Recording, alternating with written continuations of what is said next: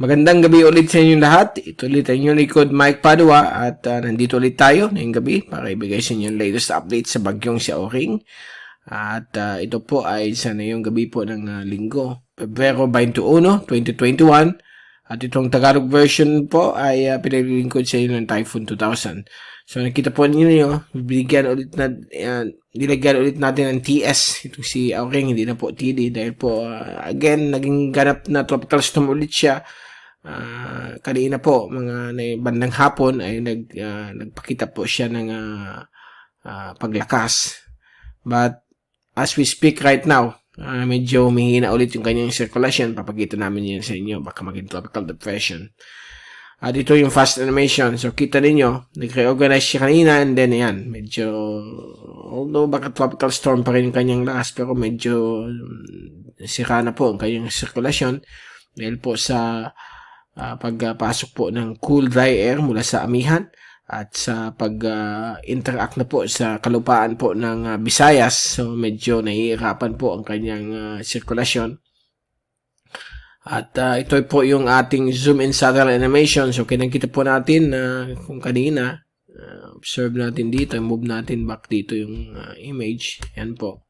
Medyo nag-reorganize ulit siya. But for the past few hours ay medyo nasisira ulit yung kanyang sirkulasyon. So nagbigay ito po ito ng mga malakas na ulan. I-switch natin into infrared.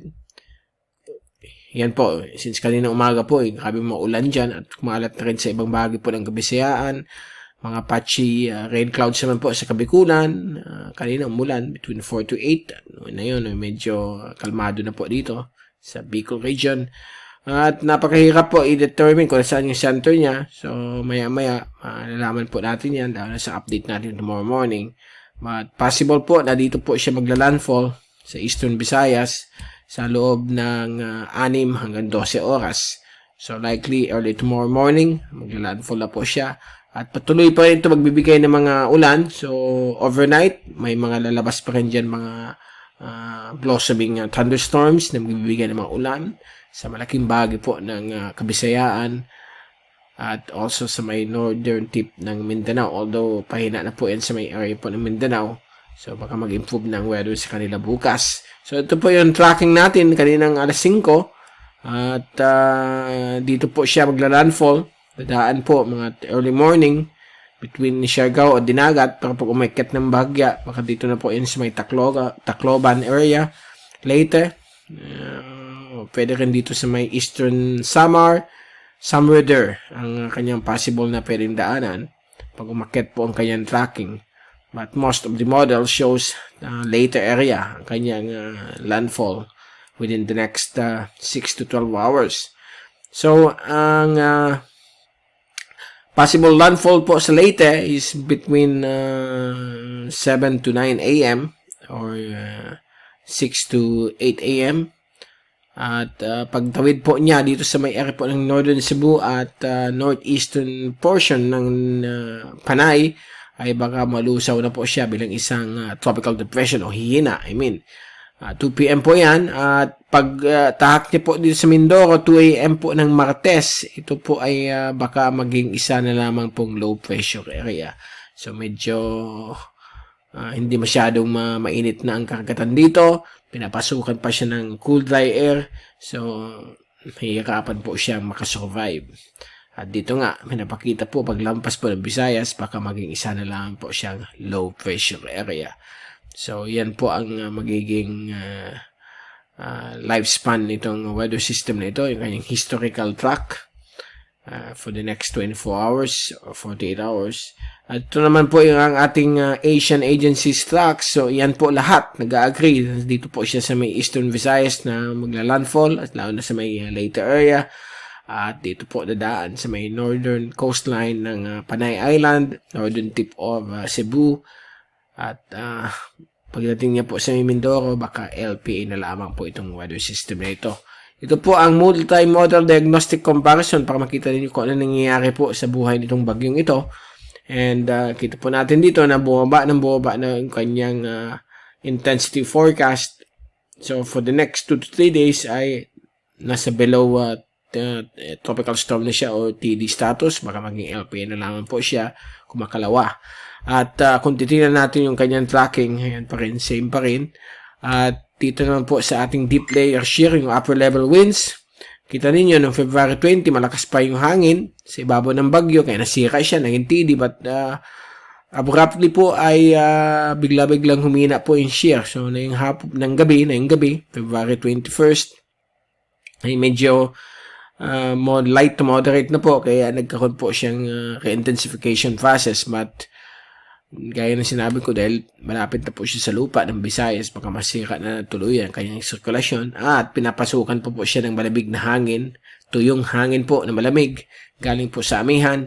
So yan po ang kalaban ng mga bagyo, kasi ang bagyo, warm moist air ang kailangan nila, mainit na medyo basa. Okay, at yung sea surface temperature ay babagsak din, so mahihirapan pong lalakasin ng bagyo ulit. And yung relative mid-level relative humidity sa ibabaw ng bagyo ay medyo bumabagsak na yon, although nasa neutral pa rin, 75%. But pagdating po ng February 23 onwards, during the time na magiging LPA na lamang po, ay babagsak po yung relative humidity. So magiging dry ang area ng sa ibabaw ng bagyo. So tuloy yung hina na po yan. So, ito yung wind shear. So, kitang-kita muna natin na favorable siya for development. But, yung other factors, which is the medyo hindi na mainit, yung warm sea surface temperature, as well as yung cold, dry air entrainment circulation niya, ay tuluyan na po itong hihina. Okay? Land interaction din yan. And ito naman po yung ating rainfall accumulation for the first 24 hours. So, kaninang umaga po, hanggang bukas ng umaga, ay patuloy po rin mga moderate to heavy rainfall na may mga patches of intense ones.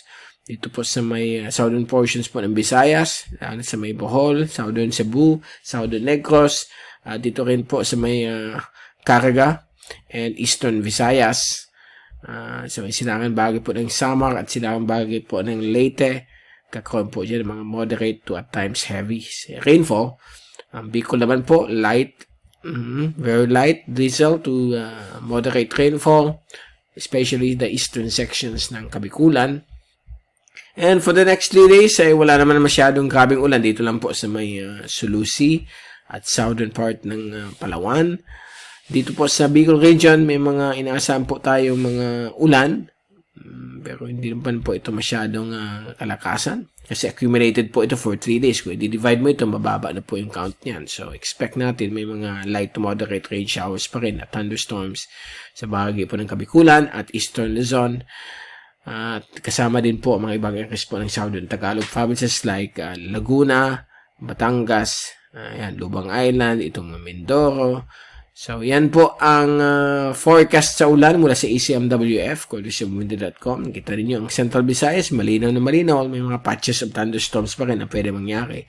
So, yan po ang pagbabago po sa forecast natin for the past 3 days na pinapakita na mas malakas yung system. But thanks to the amihan, dahil malamig pa po na yun, Pebrero, talagang masisira po ang kanyang sirkulasyon. Kaya bihira po mag-form ang mga bagyo pag February. Ito po yung time na pinaka-lowest ang formation dahil po taglamig na yun sa Northern Hemisphere. Nahihirapan pong develop ang mga tropical systems. But ito, nag-develop kasi malapit sa equator, umakyat, at nagkaroon po siya chance upang maging isang tropical storm. But hindi daw po ito tatagal. Okay? At bago tayong paalam, ito po ang ating Naga-White Weather Station data as of 10:49. Dahil po meron tayong bagyo, so minomonitor natin mga weather station. At dominant pa rin yung northeast monsoon. And then yung wind direction from the north-northeast.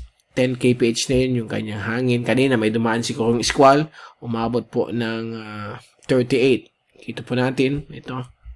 Nasa 38 kph yung highest wind kanina 8 o'clock p.m. Okay, nandito po yan sa ating data. Ito yon, 8:35 p.m. na yon, February 21, dito sa Naga City, umabot po 30 kph.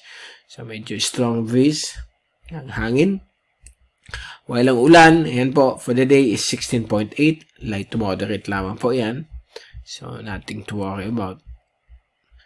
So far, yan po ang ating data po sa ating weather station. Temperature po, nasa 24, naglalako ng 22 to 24 degrees. Tamang-tama lang po para tayo nasa aircon ng isang mall o sa office na nag-aircon tayo. At so far, yan muna po ang latest. Bukas po, Lunes, babalik ulit tayo sa update sa bagyong si Auring. At sana naman po, malusaw na po yung system na yun para everybody's happy. Okay?